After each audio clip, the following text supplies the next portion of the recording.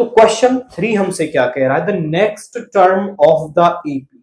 हमें एक एपी दे रखा है एंड उसकी नेक्स्ट टर्म क्या होगी वो हमें बताना है। तो हमारे पास जो एपी है,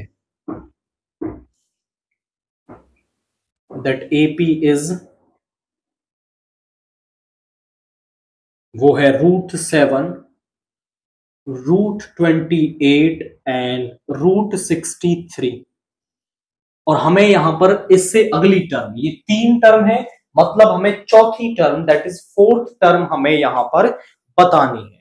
तो किसी भी टर्म को, कोई भी जो एपी है उसकी अगर हमें कोई सी भी टर्म निकालनी हो तो उसके लिए हमें फर्स्ट टर्म और कॉमन डिफरेंस पता होना चाहिए, फिर हम उस एपी की कोई भी टर्म निकाल सकते हैं।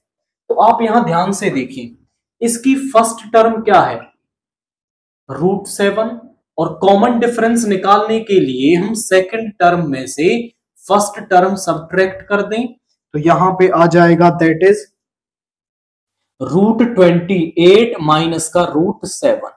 अब आप बोले सर ये तो आ गया डी, नहीं, अभी हमें ना इस √28 को थोड़ा और सिंप्लीफाई करना होगा। अगर रूट के अंदर ऐसा लिखा हुआ है 4 × 4 × 7, तो यहां से ये 4 का पेयर बन रहा है, तो एक 4 बाहर आ जाएगा और यहां पे हो जाएगा √7। ये होता कैसे है, मैं इसे 4 का स्क्वायर लिख सकता हूं इंटू में 7, और रूट ऑफ ए बी को आप root of A into root of B लिख सकते हो।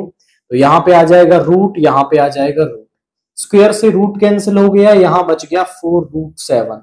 तो हम डायरेक्टली लिख लेते हैं कि पेयर में से एक बाहर आ जाएगा, दूसरा अंदर रह जाएगा। तो यहां पे आ गया, इस 28 को आप लिख सकते हो 2 × 2 × 7 माइनस का √7। 2 का पेयर बन रहा है, एक बाहर आ जाएगा, 2√7 माइनस √7। तो यहां 2 यहां 1, तो ये आ गया √7। Common difference is √7। हमें निकालनी है फोर्थ टर्म।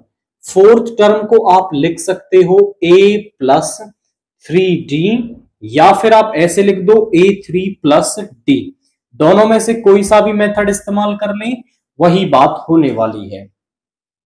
या तो आप थर्ड टर्म में d ऐड कर दो, या फर्स्ट टर्म को आप लिख सकते हो a + का 3d by the formula of an = a + n - 1 × d।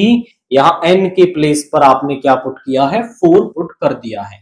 तो यहां पे a इज √7 + 3 × d इज √7। 3 + 1 हो गया 4√7, बट 4√7 आपका यहां पे ऑप्शंस के अंदर नहीं दे रखा। तो फिर आप क्या करोगे, इस 4 को अंदर ले जाओगे। जब 4 को अंदर ले जाएंगे ना, तो 4 का स्क्वायर हो जाएगा। जैसे पेयर से एक बाहर आता है, और जब बाहर से अंदर लेके जाओगे तो इसका डबल यानी इसका स्क्वायर हो जाएगा। So it will be 16 × 7। तो यहां पे आ गया √112। एंड आप चेक करें तो ऑप्शन डी आपको ये यहां पर दे रखा है, तो ऑप्शन डी को आप इसके अंदर टिक करेंगे।